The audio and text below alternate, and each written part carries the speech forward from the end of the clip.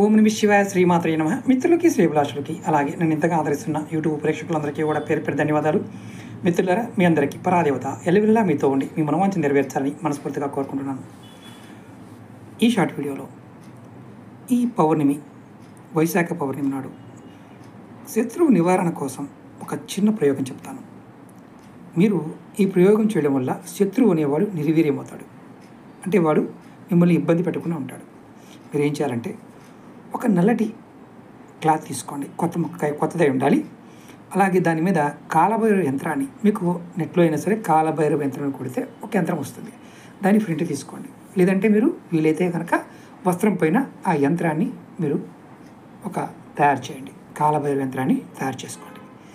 దానిపైన మీరు ఏం చేస్తారంటే, నల్లని మిరియాలు, అంటే తెల్ల మిరియాలు కూడా ఉంటాయి కాబట్టి చెప్తున్నా, నల్ల మిరియాలు, ఆవాలు, కొద్దిగా ఆవాలు, నిమ్మకాయ, అలాగే ఒక బొగ్గు ముక్క లేదా కొన్ని వేసుకోవచ్చు.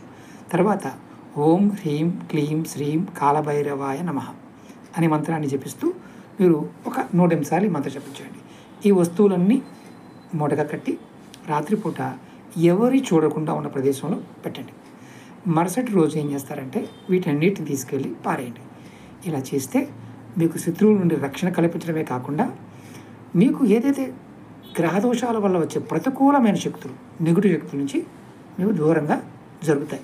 ఇది పౌర్ణమి, ఈ వైశాఖ పౌర్ణమి చేస్తే అద్భుతమైన ఫలితం కలుగుతుంది. అలాగే మీకు ఈ వీడియో నచ్చినట్లయితే లైక్ చేయండి, ఛానల్ని సబ్స్క్రైబ్ చేసుకోండి, పక్కనే ఉన్న గంట సింబల్ని యాక్టివేట్ చేసుకొని 10 మంది మిత్రులకి ఈ వీడియోని షేర్ చేయండి.